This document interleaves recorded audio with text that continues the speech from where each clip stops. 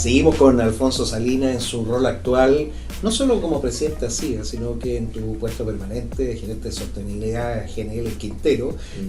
¿Cómo llegas a GNL? ¿Cómo fue el proyecto en su momento? Porque muy pocas personas entienden la complejidad de lo que es llegar con un barco con gas natural líquido que tiene que pasar estanque y los procesos de regasificación de los posiblemente gasoductos virtuales, cuando tú lo pudieras subir arriba de nave y llevarlo al sur. Hablábamos de las ciudades contaminadas.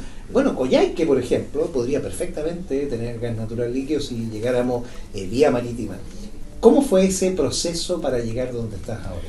Bueno, yo después que volví de Inglaterra estuve muchos años haciendo dos cosas. Uno, haciendo clase en la Universidad Alberto Hurtado en Santiago, en un magíster de economía que tenía con Georgetown, una universidad jesuita en Washington, y trabajando en proyectos de recuperación de Valparaíso. Primero el proyecto del BID. No, antes en un proyecto desde la presidencia en el gobierno Lagos. Ya. Y después me tocó negociar y armar el proyecto del BID en el gobierno de Bachelet 1. Perfecto. Que fue parte de la... Bueno, aprendizaje súper rico, interesante. A mí siempre me ha interesado el tema público, el tema de hacerle sentido los esfuerzos sociales en perseguir resultados, digamos, pero a la vez también súper frustrante, como hablábamos antes. Y después de ese periodo yo había estado, como te comentaba, en los gasoductos de traer gas natural a Chile, y después se desarrolló una industria súper grande, Gas Valpo, Metrogas, centrales termoeléctricas, industria, en fin, muchos miles de millones de dólares con muy buenos positivos efectos en la economía y en el medio ambiente, pero después los problemas en nuestro país hermano Argentina cortaron los envíos de gas y había que reemplazar el gas desde Argentina.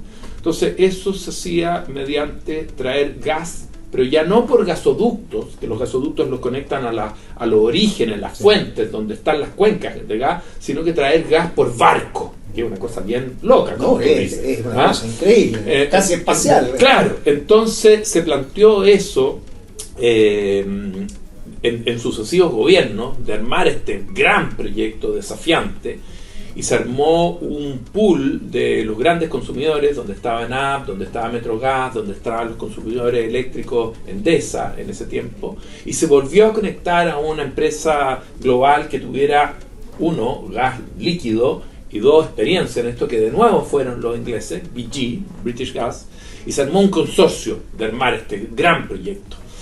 Y ahí me llamaron a integrarme a ese proyecto, que me pareció como fascinante, de resolver una problemática chilena, nacional, estratégica, con un esfuerzo público-privado, con un proyecto serio de primer mundo. Yo me acuerdo siempre el presidente del directorio en ese tiempo de Metrogas, Matías Pérez, que me comentaba que él había estado en alguna conferencia en Francia unos pocos años antes, y les había comentado que en Chile estábamos haciendo un proyecto de GNL, y le decían: ¿a dónde? ¿En Chile van a hacer ustedes eso? ¿Cómo ustedes van a ser capaces? No, claro, ¿cómo ustedes? Y bueno, se hizo, y se hizo un tiempo, y se hizo un presupuesto, y fue un proyecto súper exitoso, que tuve el privilegio de nuevo de participar y aportar, y en un equipo multidisciplinario y de distintas nacionalidades. Primero toda la etapa de construcción, ¿no? Que un muelle que fuera capaz de resistir tsunami, que tuviera unos estándares de construcción medioambiental, sísmico. Y tenías que recordar a tu padre. Sí, claro, bueno, ahí varios conocían, de hecho a mi viejo me hablaban. Y después en ponerlo en operación y operarlo, aprender, traer gente de distintas partes del mundo que supieran cómo se manejaba esto, la relación con la comunidad, en fin, así que eso ha sido la historia. Y claro, como dices tú, llega esto que es como un oxímoron, porque es gas en estado líquido, sí, que es como decir frío en estado caliente, ¿no? Es como gas una cosa, líquido otra cosa. Bueno, los gases se licúan enfriándolo. No, estos no son compresión, son solamente temperatura. A presión atmosférica. Perfecto. Entonces reduce el volumen 600 veces de estar en su fase gaseosa a su fase líquida. Y se reduce la temperatura a menos 160 grados Celsius. Esa es la que necesita. Esa es la que necesita para que se pase de fase gaseosa a fase líquida y se almacena en estos estanques gigantes, aislados, para que se conserve esa temperatura y después se regasifica en un proceso inyectándole calor con el calor del agua del mar. Es todo una cosa muy sofisticada y eso permite suplir y bañarse con agua calentita, tener gas en la cocina, en fin.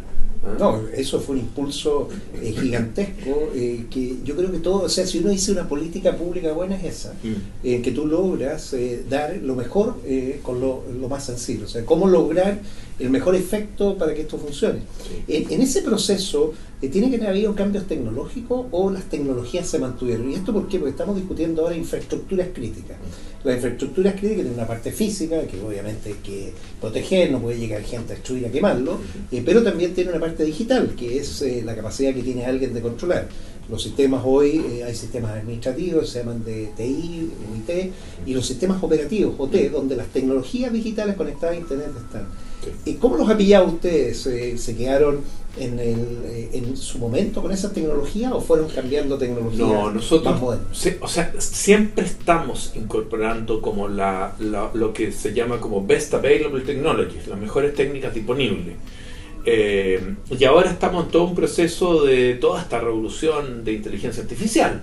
Sí. Los temas de ciberseguridad son súper importantes en un terminal de este tipo, en una infraestructura crítica de este tipo, como tú dices.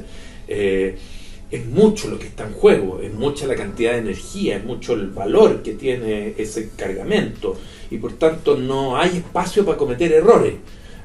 Y por tanto no puedes escatimar en tecnología, en capacitación, en mejora continua, en continuidad operacional. Estamos siempre permanentemente desafiados en estar a la altura de las tecnologías que van cambiando permanentemente. En términos de infraestructura no tanto, eso está, pero en términos de software, lo que tú dices, en términos de sistemas operativos, siempre se está mirando y siempre se está actualizando y ahora viene todo hasta tsunami de lo que implica la inteligencia artificial. Bueno, inteligencia artificial que requiere capacidad de cómputo, vamos a hablar al final del centro supercómputo, pero ahora este es un tema de industrias complementarias. Necesitamos capacidad de cómputo, pero hoy consumen mucha energía, muchísima. Bueno, quizás es el mejor complemento para una planta que tiene el frío más grande. ¿Ustedes no han pensado en integrar data center como parte del proceso y no tener que usar el agua para calentar el gas? Sí lo hemos pensado y hemos estado conversando con de infraestructura de data center. Hay algunas complejidades en términos de ambos sistemas tienen un requerimiento de confiabilidad inmensa. Sí. Los SLA y el uptime son 99,99. Exactamente. Entonces, en el caso de los data centers, todo el tema de los riesgos de estar asociados cercanos a otra infraestructura, donde tienes zonas de explosión y todo lo hacen complejo. Pero claro, hay una cantidad de frío en la infraestructura del terminal que permite imaginar frigoríficos y que invita a pensar cosas disruptivas que dan muchas ganas de hacer. Ahora, claro, el desafío, como tú bien lo sabes y tú estás destacado en eso, es que en el país seamos capaces de trabajar estos temas desafiantes y no quedarnos entrampados en la chimuchina chica, en la pelea que divide. Y yo creo que esas condiciones son las que tenemos que trabajar en el país para poder sacarle el mayor jugo al limón posible y no estar desaprovechando todas las oportunidades que tenemos. Bueno, ahí viene el tema de la formación de talento. El Quintero, Puchuncayo, un área que siempre dice, mira, es que... Pero hay mucho talento, hay gente muy capaz. ¿Cómo ha sido el proceso de apoyar en estos procesos de identificar talento, en participar en programas educativos, en desarrollar concursos o competencias, no solo en lo deportivo, lo cultural, también en lo tecnológico? Esto te lo pregunto porque tenemos una brecha de género de mujeres en tecnologías y en tecnologías digitales brutal. O sea, Y esa es una forma de resolverla, es desde el barrio, es desde el contacto Totalmente. con la industria. Y usted tiene una industria que, tal como lo dijiste, es de clase mundial. Ha sido muy virtuoso. Nosotros, el 60% de nuestros trabajadores salen de un programa de aprendices de Quintero. Cabros que terminan educación media, que nosotros los llevamos a estudiar, que uno de los déficits, que se conversa mucho, siempre se habla del modelo alemán, que es de educación dual, Sí. que la educación tiene una componente teórica, pero después tiene una componente aplicada. Muy práctica. Está práctico Muy ahí, técnico, muy exacto. claro. Entonces nosotros hemos implementado ese modelo y nuestros propios operadores están un año con estos jóvenes aprendices, enseñándole, capacitándolos, junto con los aprestos académicos, y muchos de esos después se integran y quedan en la planta del terminal, y después terminan la ingeniería de la ejecución, y después terminan la ingeniería ya civil. La mayoría de los trabajadores del terminal ha seguido ese recorrido siendo gente de Punchucaví y Quintero. ¿Y alguno ha podido emprender así con algo innovador en que haya tenido como un spin-off? No lo sé, no sé si después cuando salen, si algunos salen, después tienen en su propio ya recorrido personal. Lo que sí nosotros tratamos de hacer, pero siempre es desafiante, es todo el tema de emprendimiento y de ideas dentro de la organización. Te preguntaba eso por tu conexión con ASIVA, porque este es un modelo que ojalá se pueda replicar en todas las industrias. O sea, quienes mejor contribuyen son las industrias que tienen esa capacidad práctica, como tú dices. O sea, mire, está bien lo teórico, pero esto se hace así, de esta manera. Y esa es una escuela diferenciadora. La región de Valparaíso tiene industria, y por eso tener ASIVA en tu rol actual de presidente, ¿lo has podido llevar para que sea como un modelo que se replique en otras industrias? Sí, de partida lo hemos hecho con las otras empresas del barrio. Hemos invitado y participan las demás empresas del barrio en ofrecer cupos en sus propias instalaciones industriales, y pertenecemos, ASIVA tiene distintas comisiones. La comisión laboral, este programa de aprendices también ha sido destacado y ha sido fuente inspiradora. Hay programas del CENSE que además te apoyan en esto. Entonces se puede dar colaboraciones súper virtuosas entre lo público y lo privado, lo industrial aplicado y lo académico, de educación técnica, donde hay espacios sin duda ahí para seguir mejorando. De las áreas de tecnología, ¿qué áreas crees tú que es relevante? Yo voy a hablar del barrio, pensando en todo lo que tiene que ser de sustitución. Estamos hablando todo lo que quedó, por ejemplo, en escoria, que se podría hacer, todo lo que quedó en espacios disponibles. O sea, falta todavía hacer un movimiento más. Esto no es suspendan esta operación, sino que es cómo reemplazamos esto por algo que se puede hacer. Sí, yo creo que la iniciativa privada, en el fondo, hay un economista austriaco famoso, muerto, premio Nobel, Joseph Schumpeter, que habla de la creación destructiva. En el fondo siempre está el capitalismo evolucionando, ¿no? Nunca una cosa quieta. Quien tenga una cafetería lo entiende, está siempre minando el mercado, incorporando otro producto, nunca esto se detiene. En un barrio como el de Quintero, Punchucaví, eso está sucediendo todo el tiempo. Cambian los mercados, cambia la energía, irrumpe la energía renovable, está todas las posibilidades de desalación, están las posibilidades del terminal de Quintero, ya no solamente de recibir gas líquido, sino que de licuar gas que puede venir de Argentina y que pueda salir por ahí. Entonces, esa renovación es algo que es permanente, y por eso es tan importante, respetando a cabalidad, yo te digo, de ahí vengo yo, los estándares ambientales, haciendo participar a las comunidades, en fin, es tan importante dar espacios de movimiento a la iniciativa privada para que se vaya adaptando, porque el mundo está cambiando. Bueno, ahí viene entonces lo que conversamos al principio, la famosa permisología. Esto, para que las personas puedan entenderlas, tenemos 18 ministerios que están relacionados. Un ministerio ve los temas medioambientales y tienen un sistema, les guste a algunos o no, pero hay un sistema. Pero los otros 17 ministerios tienen 38 organismos sectoriales y piden lo que quieren, cuando quieren. Es complejísimo. ¿Qué logramos? Entonces un acuerdo político, acaba de salir ya incluso el control constitucional, una simplificación. Y simplificar tiene varias cosas. Primero se estandarizan, o sea, todos van a tener que pedir lo mismo en todos lados y después no se pide más. Después viene un tema de determinación de riesgo, lo que es de bajo riesgo, bueno, una declaración jurada, una forma alternativa para decir, yo estoy cumpliendo y cumplo el estándar y usted venga y revise, pero no, ¿para qué vamos a hacer algo que es de bajo riesgo con todos los permisos? Y después una plataforma para que todo pueda tener trazabilidad, saber dónde está, en cuáles criterios se quedó pegado. Esto podría llegar a disminuir hasta un 70% de los tiempos, o sea, tiempos que hoy se tienen que sumar a la parte medioambiental, porque el gran acuerdo político fue, y esto es ingenieril, en vez de hacer los permisos en serie, o sea, termino uno, sigo con el otro, hacer todos los permisos en paralelo. Y créeme que ese acuerdo que se logró, yo lo encuentro fantástico, porque estamos hablando, mire, ahora vamos a tener cosas más racionales. Esperamos que ustedes los puedan ocupar. O sea, cuando tú me decías, estamos trabajando, queremos hacerlo, para que también nos realimenten. La política pública tiene que ser realimentada y hay que ir midiendo. O sea, igual que el análisis sistémico, tenemos que ir viendo ya, ok, funciona o no funciona. Si no funciona, ¿qué ajustamos?